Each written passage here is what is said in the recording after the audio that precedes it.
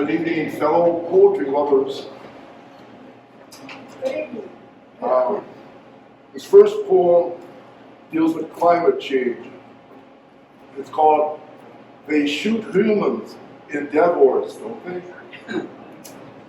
All Father Odin, on his walrus tusked throne, situated in the great banquet hall of Valhalla, soaked in heavenly mead, decides to yodel.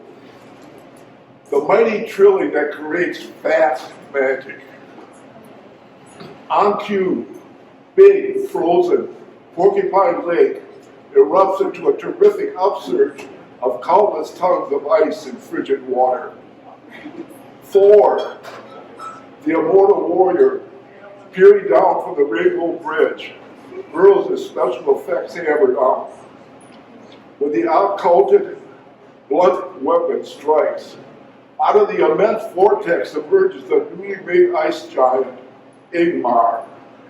Igloo-domed headed, blue icicle bearded, snowstorm blowing eyes, avalanche lipped, and permanently frosted skin, Ingmar shivered into 40 degree below zero animation.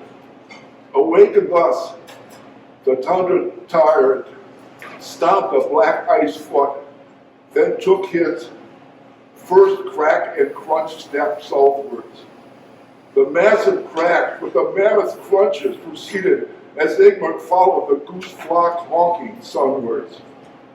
At last 30 miles north of Chattanooga, Ingmar sadly succumbed to the sweet, soft, and soothing breezes. Ingmar's marathon ice frame melts away with dolorous dribbles. When the unhappy mist that was Ingmar, the ice giant whisked away, what was left was a humble puddle, a small puddle, with porcupine quills, along with a white baseball cap bearing the MAGA script, Make Antarctica Glacial Again.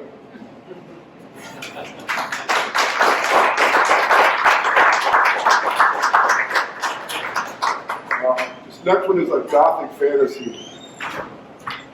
It's called The House That Dripped Uric Acid. A house is an entity, almost humanoid. The steps are teeth, the door, its mouth, the window, its eyes, the walls, its skin, the floor, its bone, the basement, its stomach, the attic, its brain, the chimney, its soul. Welcome, come on in. As you enter the oral foyer, a red rug with microfiber taste buds arches up and then begins to undulate inexorably towards you. You stand transfixed as a yellow traffic sign. Home, sweet home, never tasted this good. And the last one, it deals with animal abuse. No puppies are killed at the end though. Many an easy flake makes a downy sweep.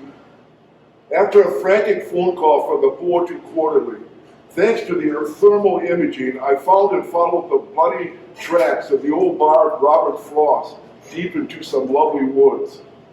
I found him with a crossbow arrow in his back, shot by an angry and territorially challenged neighbor nearby. Mr. Frost had a long history of knocking down private walls while trespassing.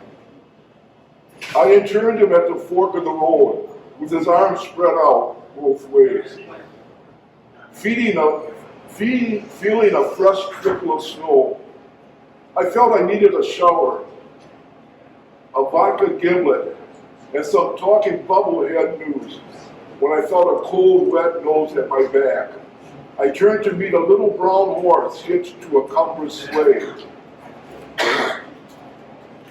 The horse's ribs were sticking out, and his back sagged like a trash day sofa.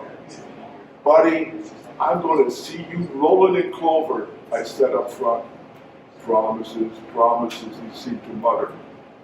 Straining to start on his long hours pull to the next Motel 6, the little brown horse pawed the white turf as I sat down on the flannel blanket and looked unhappily on a whip inside. Warm.